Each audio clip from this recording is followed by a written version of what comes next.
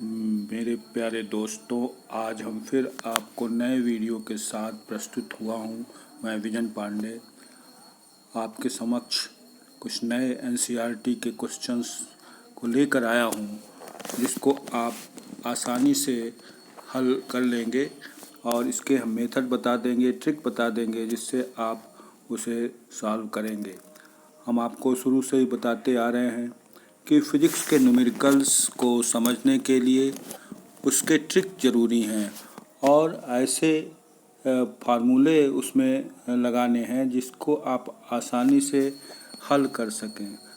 तो आइए, ज़्यादा समय बर्बाद न करते हुए आपको हम न्यूमेरिकल की शुरुआत करते हैं और हमारे चैनल को सब्सक्राइब कर दीजिए, जिससे कि आपको नए जो वीडियो हैं वो प्राप्त हों। जैसा कि हम आपको बताते आ रहे हैं कि हम सेलेक्टेड क्वेश्चन ला रहे हैं बोर्ड के एग्ज़ाम के पॉइंट ऑफ व्यू से तथा इंजीनियरिंग में बैठने वाले बच्चों के लिए बहुत ही आवश्यक हैं। तो चलिए, पहला क्वेश्चन देखिए। ये पहला क्वेश्चन है, a block of mass 4 kg is pushed on a horizontal surface with a constant force of 20 Newton over a distance 5 metre. Calculate the work done. तो देखिए, वर्क डन निकालना है, मतलब कार्य निकालना है इसमें। तो क्या करेंगे, देखिए, कार्य निकालने के लिए W आप जानते हैं, W is equal to F D cos theta.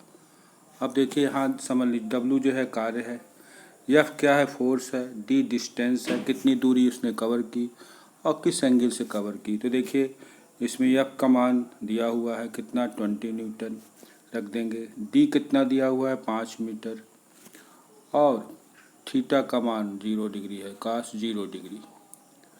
तो जब 0 डिग्री रखते हैं, cos 0 का मान क्या होता है, 1 होता है। तो इसकी वैल्यू सीधे सीधे 100 आ जाएगी। तो 100 जूल, क्योंकि आप जानते हैं कार्य का मात्रक क्या होता है, जूल होता है। तो इस तरह से टोटल कार्य आपको 100 जूल आ जाएगा। तो फिर से इसको समझ लीजिए।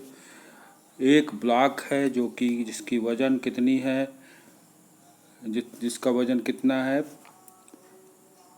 4 kg का है, और pushed on A horizontal surface with a constant force कितना लग रहा है इस पर, 20 न्यूटन का, और कितनी दूरी वो चल रहा है, 5 मीटर चल रहा है। तो कैलकुलेट द वर्क डन। तो देखिए, एक बात ध्यान रखिए, यहाँ पर 4 kg का कोई यूज नहीं हो रहा है, क्योंकि देखिए जितना बल लग रहा है वो दे दिया, डी दे दिया, और थीटा एंगल दे दिया। थीटा एंगल 0 होगा, क्योंकि कोई तिरछे या ऊंचे नीचे नहीं लगा, सीधे सरफेस पर उस बल को लगा करके कार्य किया जा रहा है। तो इस तरह से इसका मान कितना आ गया, 100 जूल आ गया। चलिए, नेक्स्ट क्वेश्चन की तरफ बढ़ते हैं। देखिए, अगला क्वेश्चन है, a car start from rest. A car start from rest. देखिए, accelerate uniformly at 2 metre per second. Calculate the velocity after 5 second. Car जो है जीरो वेलोसिटी से, मतलब शुरू में क्या है, रुकी हुई है, कार रुकी हुई है, और वो उसकी वेलोसिटी, इनिशियल वेलोसिटी कितना है, 0 है, और किस एक्सेलरेशन से चल रही है, 2 मीटर पर सेकेंड स्क्वायर से चल रही है। कितने सेकंड तक, 5 सेकंड तक।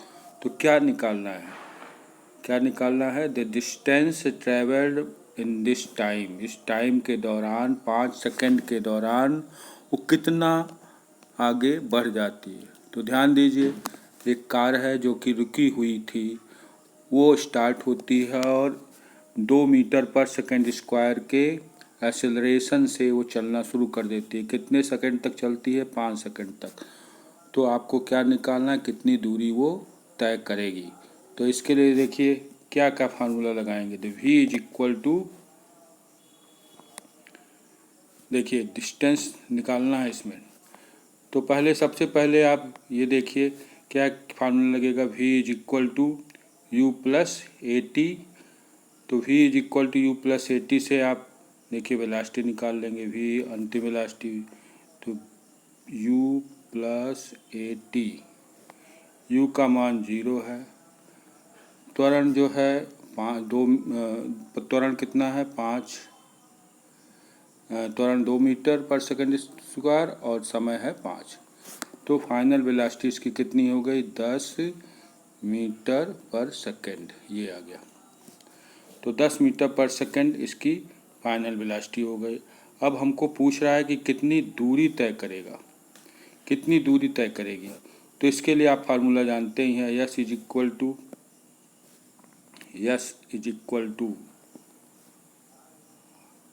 U T plus half A T square.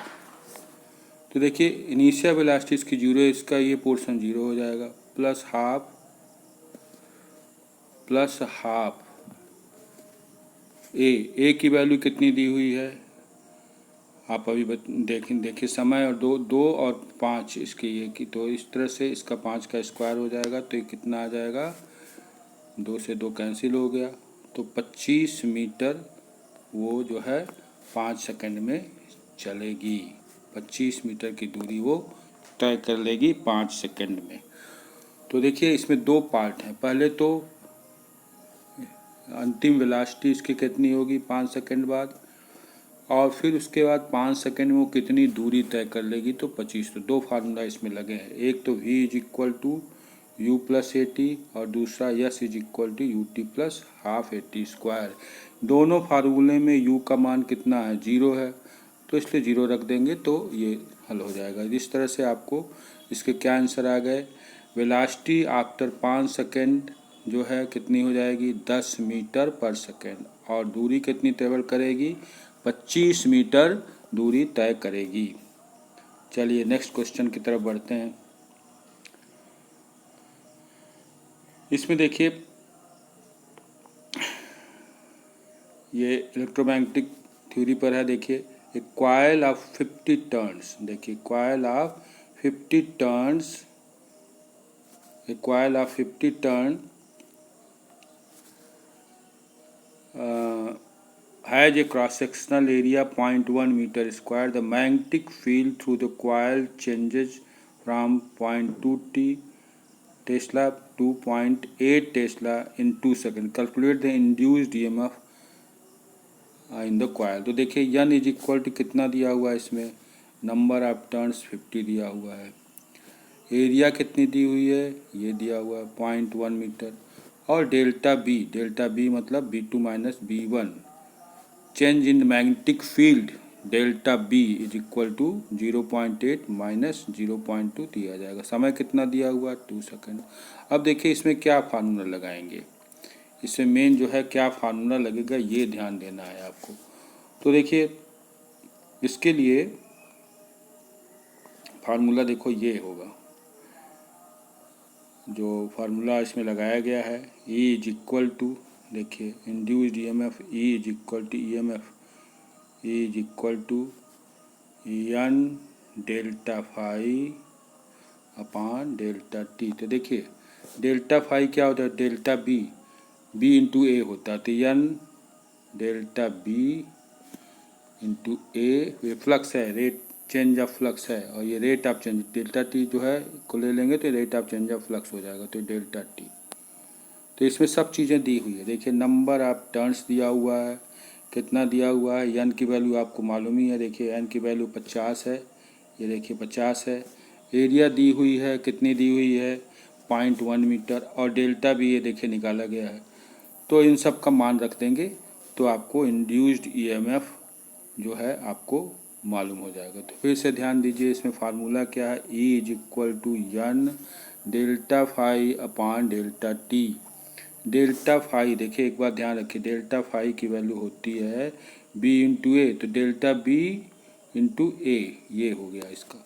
Delta V की वैल्यू ये हमने निकाले ली यहाँ पर देखिए, तो 0.8 माइनस 0.2 तो जॉइंट 0.6 टेस्ला आ जाएगा। तो इस तरह से आपको इसकी वैल्यू निकल गई, तो आप वैल्यू रख देंगे तो इसकी वैल्यू निकल आएगी। चलिए अगले क्वेश्चन की तरफ बढ़ते हैं। अब देखिए ऑप्टिक्स का, देखिए जैसा कि हम आपको बार बार बता रहे हैं कि हम पूरे फिजिक्स को कवर करते हैं, लगभग 2, 4, 10 चैप्टर्स को रोज़ कवर करते हैं। इससे आपका फ़ायदा ये होगा कि रोज़ नए नए फार्मूले आपको याद हो जाएंगे और हर तरह के क्वेश्चंस जो है उसकी प्रैक्टिस हो जाएगी। क्योंकि बोर्ड के एग्ज़ाम में या कहीं भी कंपटीशन में एक ही चैप्टर से तो आता नहीं है कि आप एक ही चैप्टर को अच्छी तरह से तैयार कर लीजिए तो आपके बहुत अच्छे नंबर मिल जाएगा। पूरे चैप्टर पर विशेष ध्यान देना है, पूरे कोर्स पर ध्यान देना है।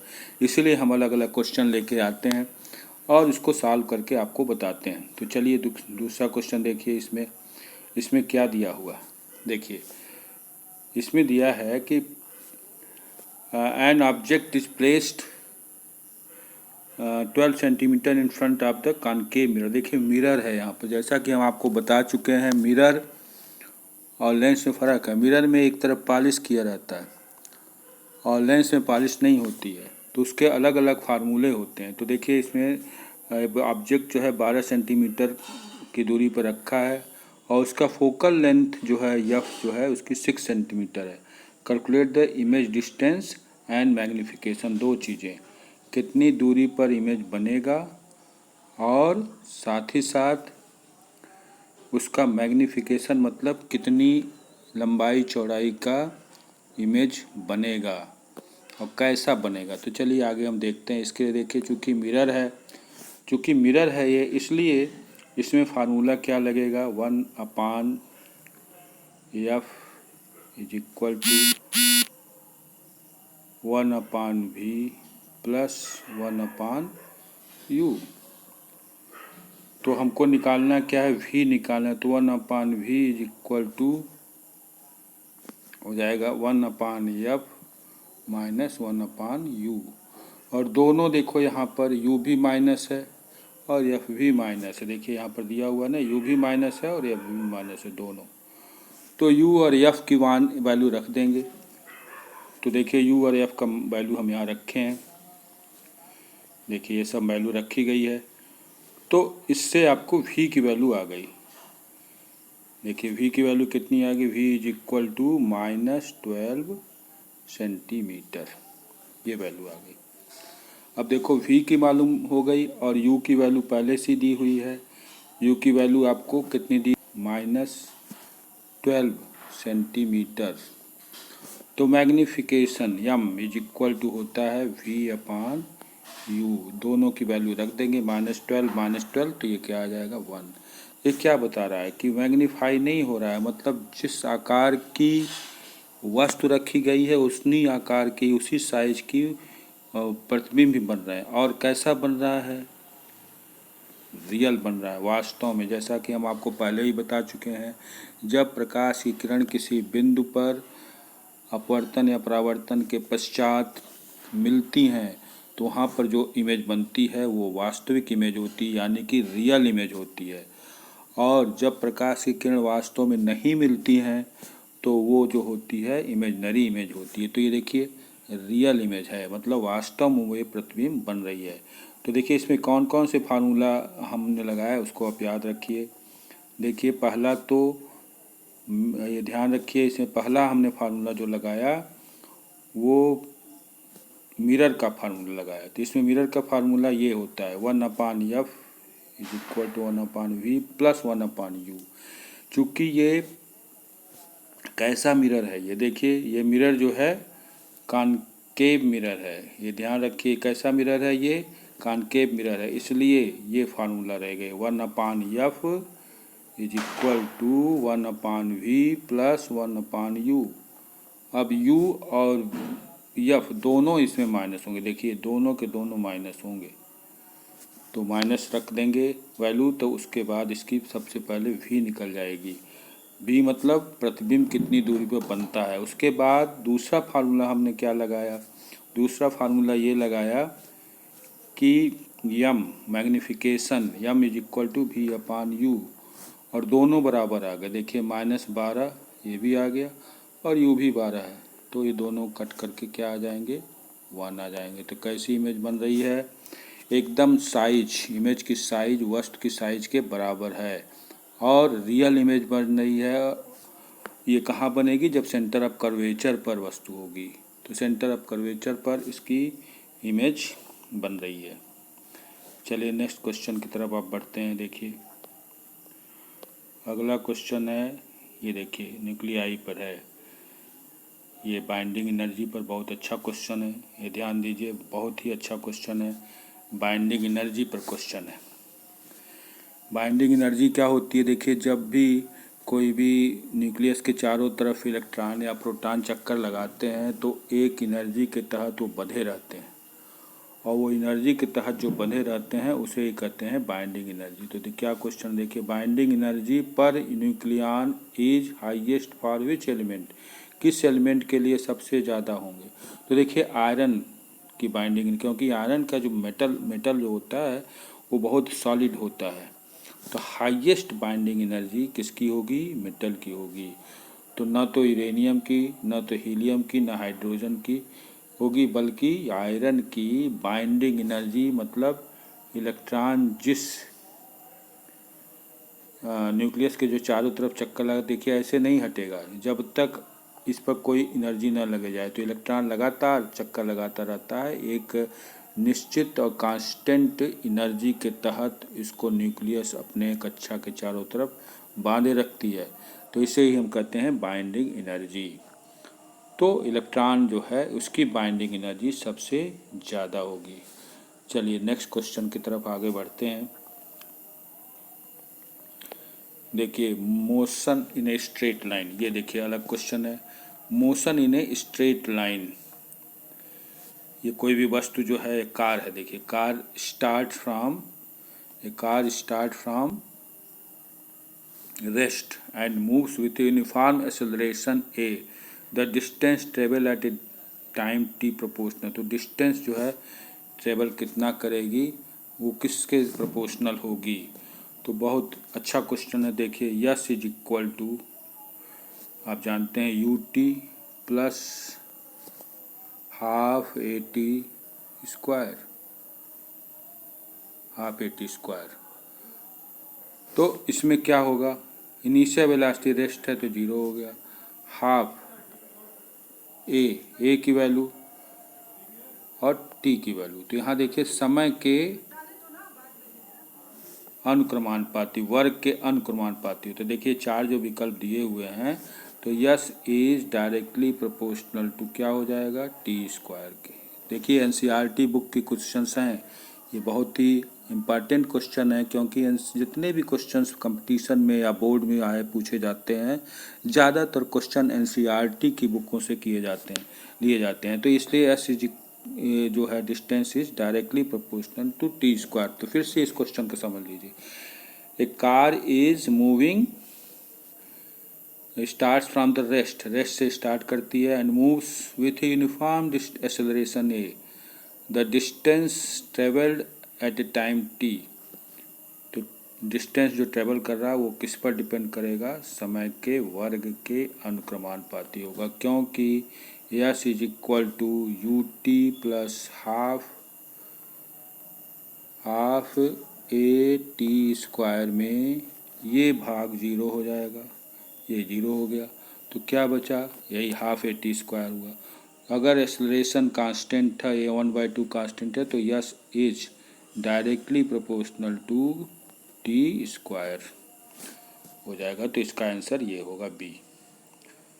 तो आशा करते हैं आपको समझ में आ गया होगा। नया क्वेश्चन देखिए, अगला क्वेश्चन क्या है, देखिए ये अलग ढंग का क्वेश्चन है। देखिए spectral line emitted by a hydrogen atom results from a transition of electron. देखिए spectral line emitted by hydrogen atom, तो कैसे, पहले तो आप ये समझ लीजिए स्पेक्ट्रल लाइन होती क्या है। देखिए इसको आप समझ लीजिए स्पेक्ट्रल लाइन क्या होती है, इसको हम आपको समझा दे रहे हैं। देखिए जब भी एनर्जी लेवल होते हैं, ये देखिए अपर एनर्जी लेवल, फिर लोअर एनर्जी लेवल, इस तरह से एनर्जी लेवल होते हैं।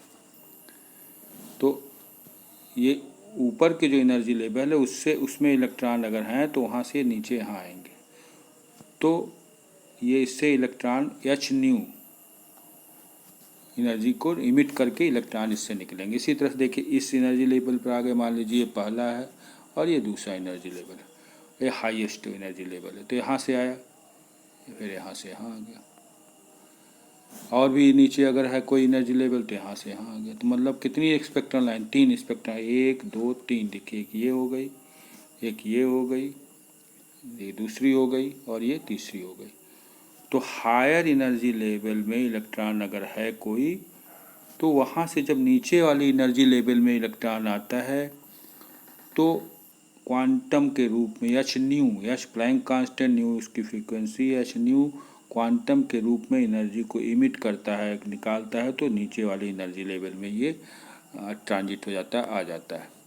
तो ध्यान दीजिए, जब भी कोई इलेक्ट्रॉन हाई एनर्जी लेवल में है, ये देखिए हाई एनर्जी लेवल में है, उसके बाद वो नीचे वाली एनर्जी लेवल पर तभी आएगा जब क्वांटम के रूप में एच न्यू एनर्जी के रूप में फोटॉन्स को इमिट करेगा, निकालेगा। तब वो नीचे वाली एनर्जी में जितने इलेक्ट्रॉन, फोटॉन देखे, बंडल ऑफ फोटॉन, एक फोटॉन की एनर्जी एच न्यू होती है, इसी तरह से 2 फोटॉन की एनर्जी क्या हो जाएगी, 2 एच न्यू हो जाएगी। तो इस तरह से फोटॉनों को निकालते हुए नीचे वाले एनर्जी लेवल पे आता चला जाएगा। तो 1 लाइन, 2 लाइन, 3 लाइन आपको ये स्पेक्ट्रल लाइन मिल जाएगी। तो यही इसमें पूछ रहा है कि कैसे एनर्जी जो है एक दूसरे को ट्रांसफ़र करते हैं। तो देखिए, the higher energy level to lower energy level, मतलब क्वेश्चन पहले समझ लीजिए क्या है। क्वेश्चन ये है कि the spectral lines emitted by a hydrogen atom results from a transition of a electron. तो कैसे हाइड्रोजन एटम का जो इलेक्ट्रॉन है वो कैसे आता है, तो इमिट ऑफ दी फोटॉन के रूप में ऐसे ऐसे फोटॉन्स निकालेगा। जब एनर्जी कम हो जाएगी तो ऊपर हाई एनर्जी लेवल से नीचे एनर्जी लेवल पर तो इलेक्ट्रॉन आएगा। तो हायर एनर्जी लेवल से लोअर एनर्जी लेवल की तरफ इलेक्ट्रॉन का एमिशन होगा क्वांटम के रूप में। यही क्वांटम है, फोटॉन जिसको कहते हैं, फोटॉन के रूप में एनर्जी का एमिशन होगा, तो वो इलेक्ट्रॉन नीचे की तरफ आएगा। चलिए अब नेक्स्ट क्वेश्चन देखते हैं। इसमें देखिए इलेक्ट्रोमैग्नेटिक इंडक्शन पर ये क्वेश्चन है। इलेक्ट्रोमैग्नेटिक इंडक्शन, देखिए अलग अलग चैप्टर्स का हम अभी देखिए ऑप्टिक्स कर लिए, फिर उसके बाद इलेक्ट्रोमैग्नेटिक इंडक्शन कर लिए, फिर उसका स्ट्रेट लाइन पर क्वेश्चन दिए। तो इस तरह से अलग अलग क्वेश्चंस का हम इसमें आपको प्रैक्टिस करा रहे हैं, और जो कि बहुत ही इम्पॉर्टेंट क्वेश्चंस हैं और एनसीईआरटी बुक से लिए गए हैं। तो देखिए अब अगला क्वेश्चन देखिए क्या है। इसमें जो है the unit of a magnetic flux, देखिए फ्लक्स की यूनिट, मैग्नेटिक फ्लक्स, जैसा कि आपको हम बताए हैं कि मैग्नेटिक फ्लक्स क्या होता है। मैग्नेटिक फ्लक्स की यूनिट क्या होती है। मैग्नेटिक फ्लक्स को हम डेल्टा फाई से दिखाते हैं और डेल्टा बी इंटू ए ये होता है। तो इसका बहुत ही आसान है, डेल्टा फाइव मैग्नेटिक फ्लक्स का वेवर होता है, WEBER, याद रखिए। इसका मात्रक क्या होगा, वेवर। तो मैग्नेटिक इंडक्शन में the unit of a magnetic flux, the unit of a magnetic flux is weber. Magnetic flux को किससे रिप्रेजेंट करते हैं, डेल्टा फाई से। This is equal to delta B into A, या फाई इज इक्वल टू सीधे सीधे B into ए लिख सकते हैं। ये मैग्नेटिक फील्ड है, ए जो है एरिया है उस कॉइल की। तो याद रखिए मैग्नेटिक फ्लक्स की यूनिट क्या होगी, वेबर होगी। चलिए नेक्स्ट क्वेश्चन की तरफ आगे बढ़ते हैं।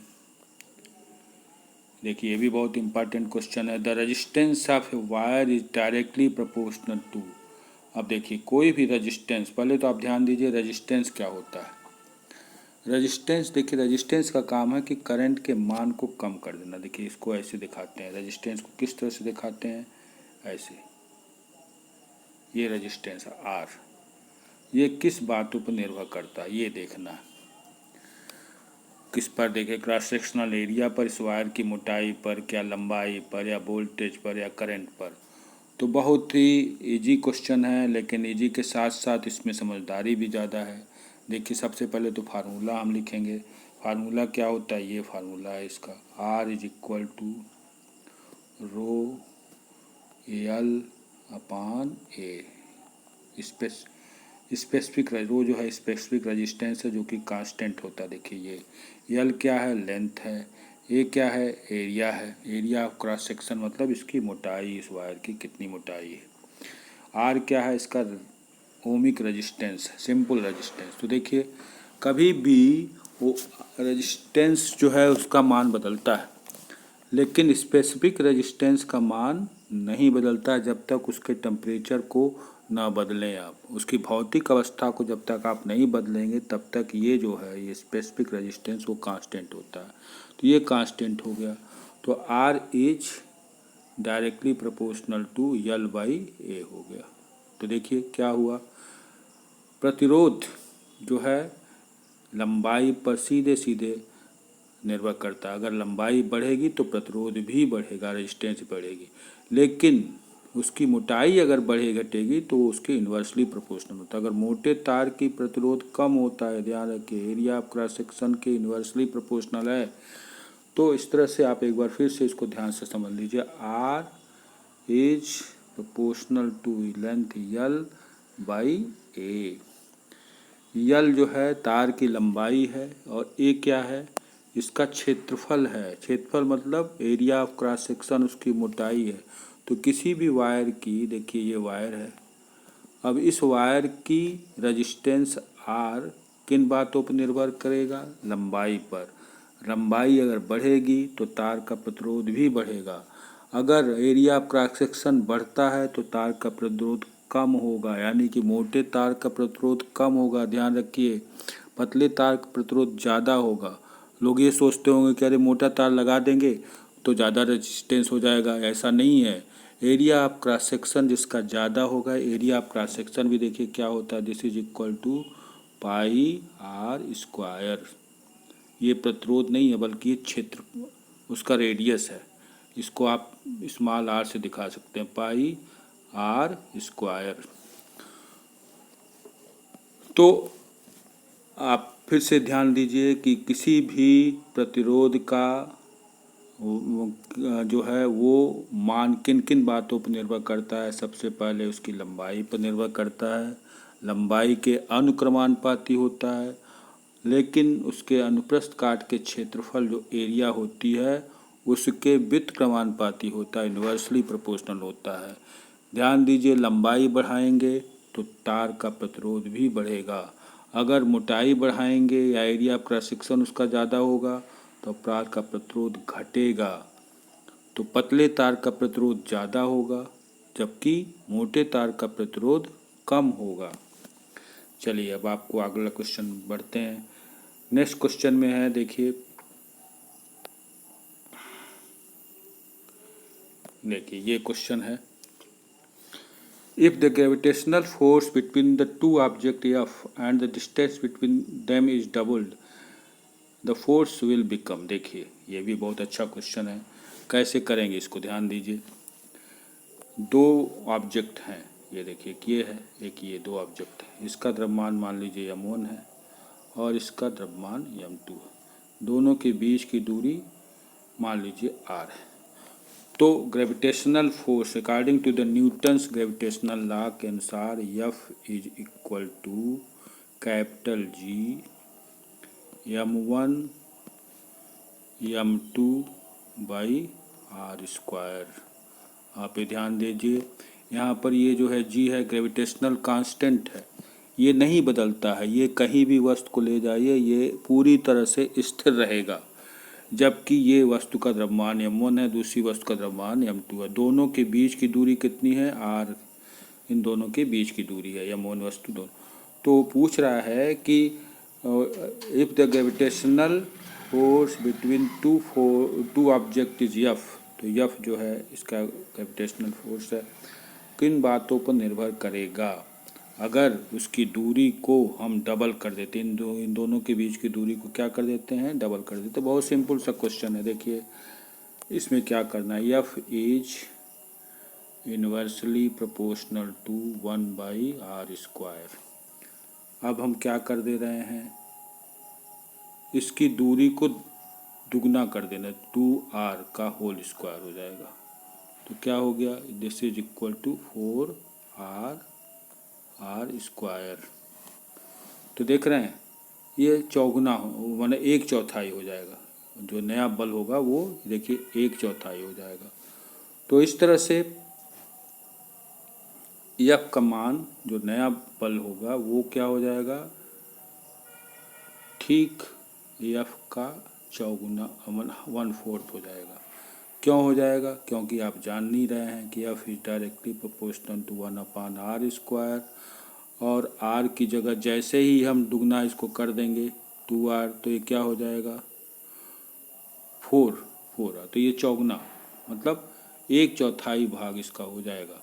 मतलब दूरी बढ़ाने पर, दुगनी करने पर ग्रेविटेशनल फोर्स का मान दुगना नहीं बल्कि 1/4 मतलब कम हो जाएगा दोनों के बीच में। दो वस्तुएं हैं, उनके दोनों के बीच में उसका ग्रेविटेशनल फोर्स का मान कम हो जाएगा। तो फिर से आप समझ लीजिए, अगर दो वस्तु हैं, देखिए अगर ये दो वस्तुएं हैं इस तरह से, एक ये और एक ये है, इसकी शुरू में दूरी अगर r है, अब अगर इसकी दोनों के बीच की दूरी को हम ठीक दुगना कर दे रहे हैं, 2r कर दे रहे हैं, तो f जो यहाँ लगा था वो डायरेक्टली प्रोपोर्शनल टू 1/r² था।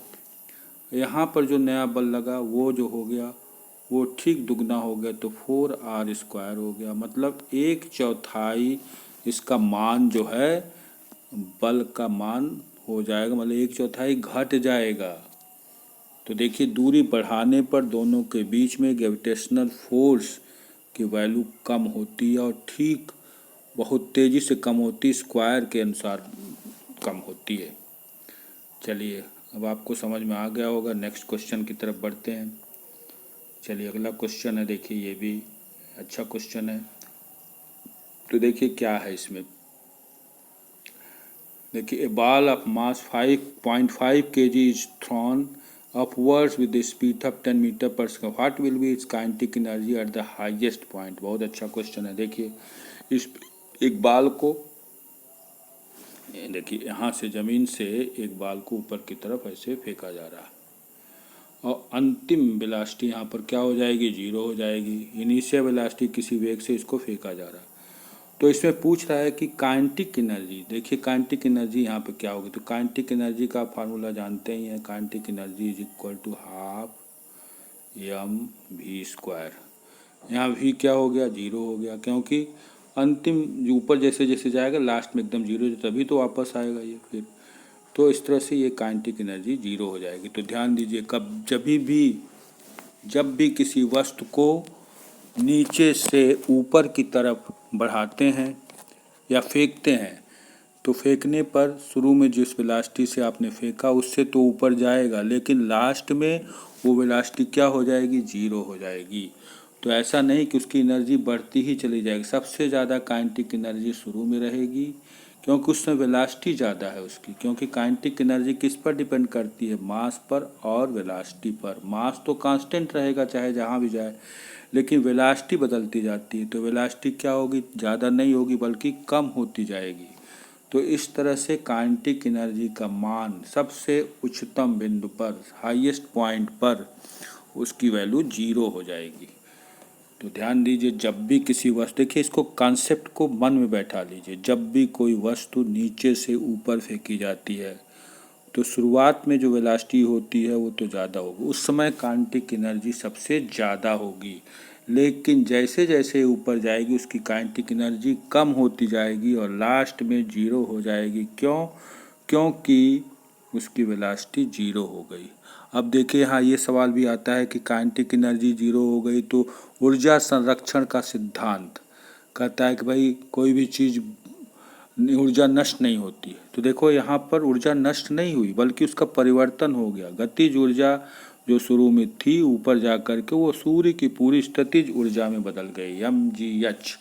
देखिए स्थितिज ऊर्जा क्या होती है, mgh होती है। वो हाइट पर डिपेंड करती है। जैसे जैसे ऊंचाई बढ़ेगी वो जो है स्थितिज ऊर्जा, उसकी पोटेंशियल एनर्जी बढ़ती जाएगी। तो ऊर्जा, यहाँ ऊर्जा का परिवर्तन हो रहा है। गतिज ऊर्जा का परिवर्तन स्थितिज ऊर्जा में हो रहा है। जहाँ गतिज ऊर्जा ज़्यादा होगी वहाँ स्थितिज ऊर्जा कम होगी। ऊंचाई पर डिपेंड करती है, जितनी ऊंचाई ज़्यादा होगी उसकी स्थितिज ऊर्जा ज़्यादा हो, क्योंकि यम और जी कांस्टेंट है। मास वस्तु का द्रव्यमान और जी जो है वो एक्सेलरेशन ड्यू टू ग्रेविटी, वो सब कांस्टेंट होते हैं। तो दोनों बातें ध्यान रखिए। फिर से हम आपको याद करा दिला दें, काइनेटिक एनर्जी गतिज ऊर्जा किस पर डिपेंड करेगी? वेग पर। स्थितिज ऊर्जा किस पर डिपेंड करती है?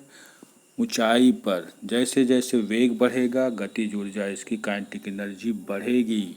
जैसे जैसे ऊंचाई बढ़ेगी उसकी स्थितिज ऊर्जा बढ़ेगी, गतिज ऊर्जा कम होगी जबकि स्थितिज ऊर्जा बढ़ेगी। तो ऊर्जा संरक्षण का सिद्धांत यहाँ लागू होता है।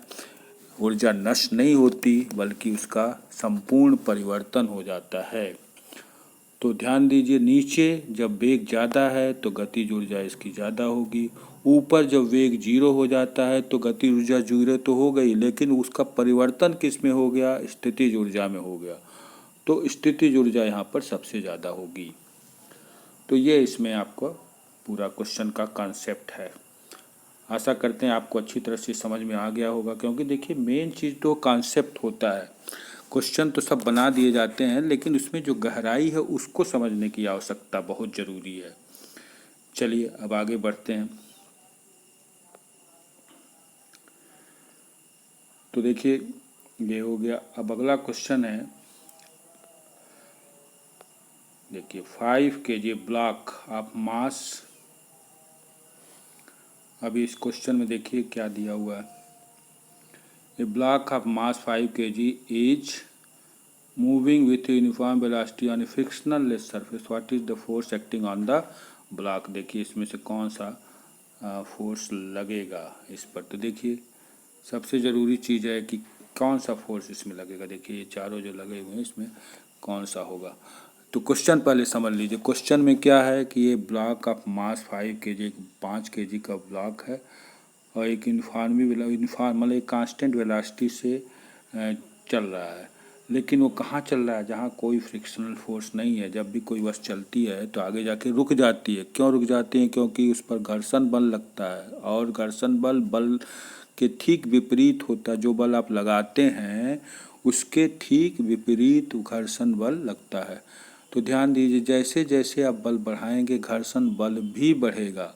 लेकिन यहाँ ऐसा सरफेस है जहाँ की घर्षण बल लेस है, मतलब फ्रिक्शन लेस, मतलब कोई भी घर्षण बल लग नहीं रहा। तो सिंपल सी चीज़ है, जो फ्रिक्शन पर बल लग ही नहीं रहा है तो उस पर कौन सा बल? सब 0 हो जाएगा। वस्तु एक बार अगर लगा दिए, ठेल दिए तो चलती चली जाएगी अपने आप, क्योंकि उसका विरोध करने वाला कोई नहीं है जो न्यूटन के नियम के अनुसार। तो इसका भी देखिए आंसर मैंने लिखा है इसमें, since the block is moving with a uniform velocity and there is no friction, the net force acting on the block is 0 as per Newton's law of motion. देखिए न्यूटन्स लॉ ऑफ मोशन क्या कहता है? हर क्रिया की विपरीत प्रतिक्रिया होती है। जब आप किसी वस्तु को आगे की तरफ बढ़ाते हैं तो जब आप आगे की तरफ बढ़ाते हैं तो वो आगे की तरफ बढ़ेगा, तो लेकिन उसका अपोज कौन कर रहा है? फ्रिक्शन कर रहा है, घर्षण बल कर रहा है। जब फ्रिक्शन ही नहीं रहेगा तो उसका कोई विरोध ही नहीं होगा। जब विरोध नहीं होगा तो वो वस्तु अगर लग गई, बल लगा दिए तो चलती चली जाएगी, या बल लगाए ही नहीं तो वहीं रुकी रहेगी।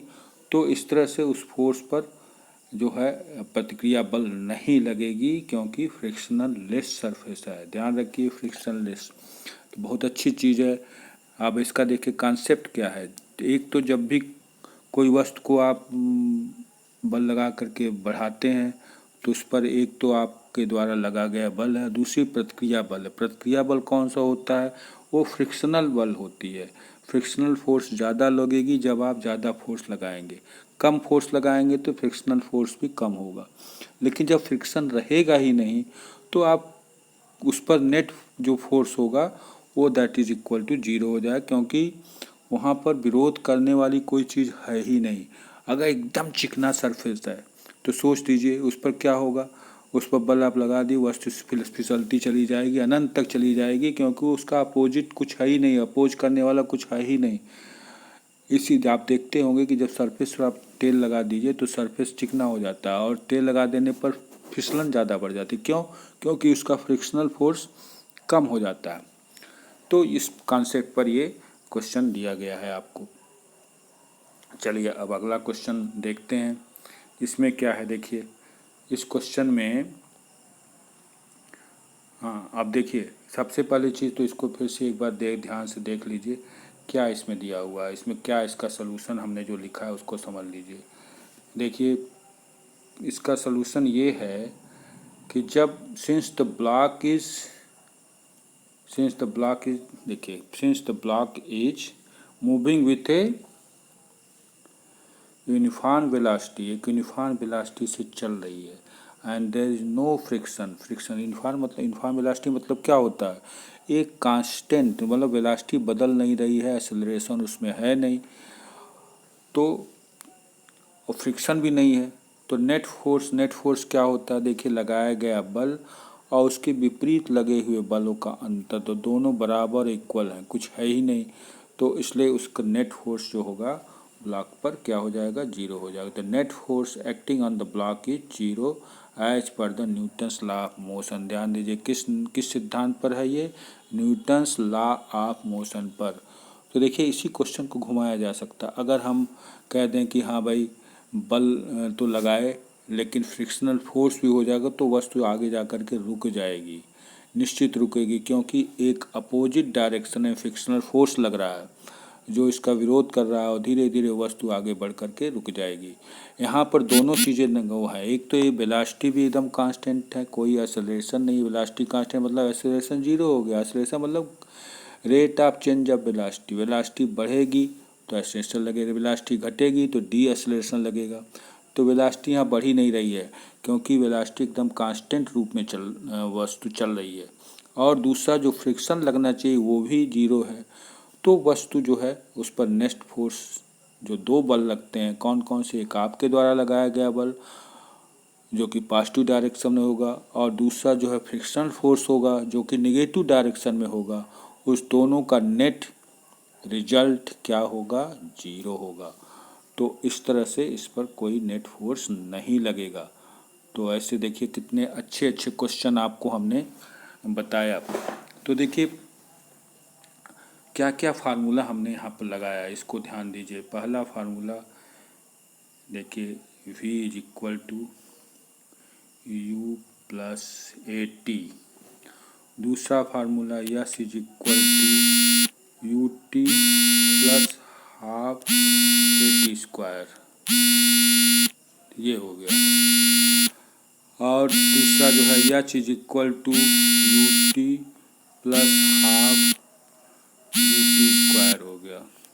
इस तरह से ये सब फार्मूले आपको लगाए गए हैं।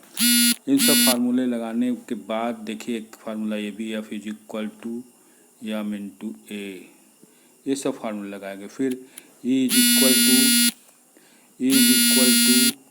Minus N delta five upon delta T, delta एक फार्मूला ये भी हो गया, N B A upon delta T, delta B की जगह। इस तरह से ये सब फार्मूले आपको यहाँ पर लगाए गए। तो चलिए अब आपको अच्छी तरह से हमको लगता है समझ में आ गया होगा। फिर नए वीडियो के साथ आपके सामने फिर प्रस्तुत होंगे। आशा करते हैं आपको ये वीडियो अच्छा लगा होगा, और फिर से आपसे रिक्वेस्ट है कि पूरा वीडियो ज़रूर देखिए, और जब वीडियो हमारे पिछले वाले भी देखेंगे तो आपको कम से कम 100-200 क्वेश्चन ऐसे हम बता चुके हैं जो कि नए नए टॉपिक के हैं, और उससे आपको रिवीजन भी हो जाएगा, और जब रिवीजन होगा तो आप में एक कॉन्फिडेंस डेवलप होगा, और जिसके कारण आप निश्चित रूप से अच्छे नंबर पाएंगे ही पाएंगे। तो आशा है करते हैं कि आपको वीडियो अच्छा लगा होगा। नया वीडियो पाने के लिए आप फिर से इसे अगर सब्सक्राइब कर देंगे तो नया वीडियो मिलेगा, क्योंकि हर दिन हम एक नए वीडियो को ज़रूर डालते हैं, और ये भी गारंटी हमारी रहती है कि सब सेलेक्टेड क्वेश्चन रहते हैं हमारे। बहुत सारे देखिए आपको मालूम होगा कि हमारे खुद ही बहुत सारे आर्टिकल छपते रहते हैं विज्ञान प्रगति, प्रतियोगिता दर्पण, ISPCS वाले मैगजीनों में। मैं विजन कुमार पांडे, आप जानते ही हैं, और आज से नहीं कम से कम 30-35 साल से मैं ऐसी क्षेत्र में काम कर रहा हूं, और हमें पूरा विश्वास है कि हमारे ये वीडियो आपके लिए लाभदायक सिद्ध होंगे। तो धन्यवाद बच्चों, आपकी ढेर सारी शुभकामनाएं, आप 100% नंबर पाएं भविष्य में, यही मेरी आशा है और यही मेरी ईश्वर से प्रार्थना भी है। धन्यवाद।